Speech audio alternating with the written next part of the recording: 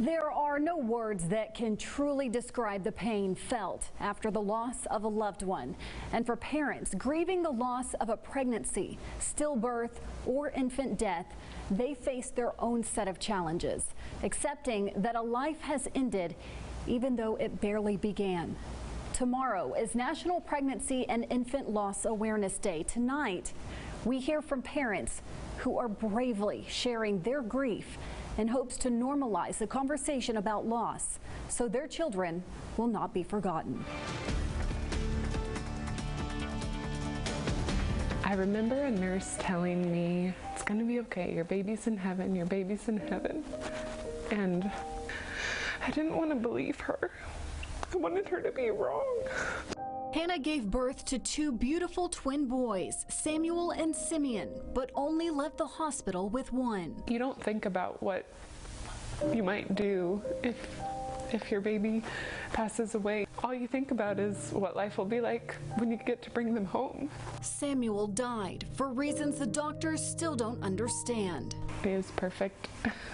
Lots of hair, cute little button nose. He was actually bigger than Simeon. Samuel was 5'6", 5 pounds 6 ounces, and Simeon was 4 pounds 12 ounces. It's been 4 months since then, and Simeon is healthy and happy. But the family says one of the hardest things about raising their baby is how others never mention his brother's name. Just like any other parent that talks about their kid, we want to talk about Samuel too. It's a problem Susan Emery says happens too often. 1 in 4 women experience loss during a pregnancy, and the silence that follows can be just as devastating. They want people to mention their baby's names. That's very important. People shouldn't be afraid to walk up to somebody who they know had a miscarriage or a stillbirth or a loss from SIDS or any other pregnancy or infant loss. It's a pain experienced by many parents across the United States. That's why 31 years ago, President Ronald Reagan declared October 15th Pregnancy and Infant Loss Awareness Month with these words: when a child loses his parent, they're called an orphan. When a spouse loses her or his partner, they're called a widow or widower. When parents lose their child, there isn't a word to describe them. In East Texas, the Children's Park of Tyler is a place where children are celebrated and remembered.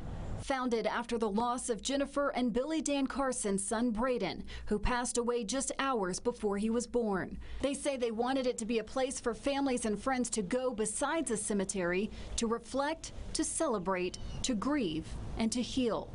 Every year they host a day of remembrance. As you lose your child and as the years continue to grow, you feel like your children are being forgotten. And this is kind of a way to make sure that they're not. Families honor the memory and eternal life of the child who has died through a communal butterfly release.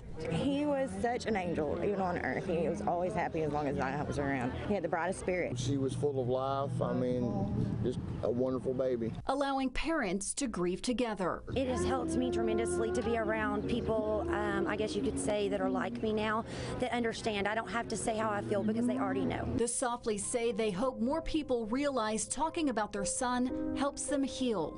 Talking about him doesn't remind us what happened because it's always on our mind. It's okay to say their name. Like, that is music to our ears when people say both of their names. Providing a blanket of comfort over their grieving hearts. Even if you haven't experienced this type of loss, there are still many ways to show your support for people who have.